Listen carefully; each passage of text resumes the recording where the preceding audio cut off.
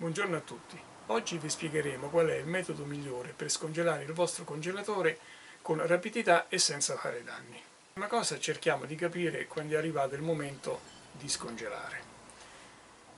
Quindi quando lo spessore del ghiaccio raggiunge al massimo la misura di 1 centimetro è arrivato il momento. Perché si forma il ghiaccio nel vostro congelatore?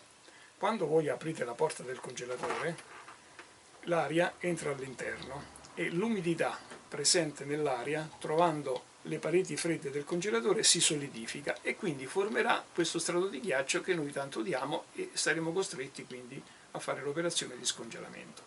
Altrimenti, se lo spessore del ghiaccio è troppo grande, che cosa succede? Che questo formerà l'effetto igloo, cioè in pratica farà da isolante tra le pareti che devono emettere il freddo e i prodotti che ci sono all'interno. Ora passiamo all'atto pratico. Il sistema più classico per scongelare è quello di togliere i prodotti all'interno e staccare la spina. Quindi il ghiaccio comincerà a sciogliersi. Però dovete fare attenzione, vi dovete procurarvi uno straccio e una bacinella, altrimenti allagherete tutta la vostra cucina. Questo perché il ghiaccio, sciogliendosi, chiaramente diventerà acqua. Quindi dovete fare l'operazione con lo straccio di raccogliere l'acqua che si formerà all'interno del congelatore, altrimenti potrebbe traboccare e quindi allagare il pavimento. Un altro metodo è quello dell'uso della paletta di plastica o al massimo di una paletta di legno. In molti casi queste palette di plastica sono in dotazione al vostro congelatore, però bisogna fare molta attenzione perché si rischia di danneggiare il congelatore. In che senso? Che non dovete mai adoperare coltelli, oggetti metallici, raschietti, cacciaviti per staccare il ghiaccio, ma esclusivamente la paletta di plastica. Perché che cosa succede? Se adoperate un oggetto diverso da questo, c'è la possibilità di danneggiare irreparabilmente il vostro apparecchio. Perché i coltelli, i cacciaviti, le raschiette possono danneggiare lo strato di plastica che si trova all'interno, che è uno strato molto fino, e subito sotto questo strato di ghiaccio passano le tubature del gas, le quali anche loro sono fini, e quindi basta un piccolo colpo per poter forare questa superficie di plastica e la sottostante tubatura del gas, e quindi poi il congelatore diventa irreparabile e dovrete sostituirlo. Un altro sistema che vi può essere utile per accelerare i tempi di scongelamento è quello dell'uso di una fonte di calore.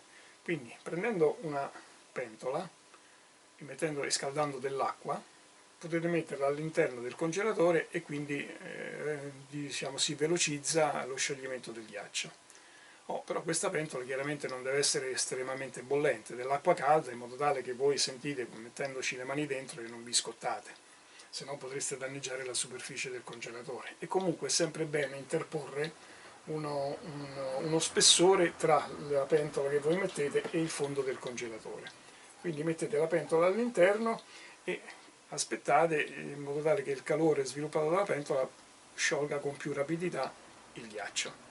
Comunque il metodo migliore che io vi posso consigliare è in pratica l'unione dei due metodi, cioè l'utilizzo sia della paletta di plastica o di legno e l'utilizzo della fonte di calore.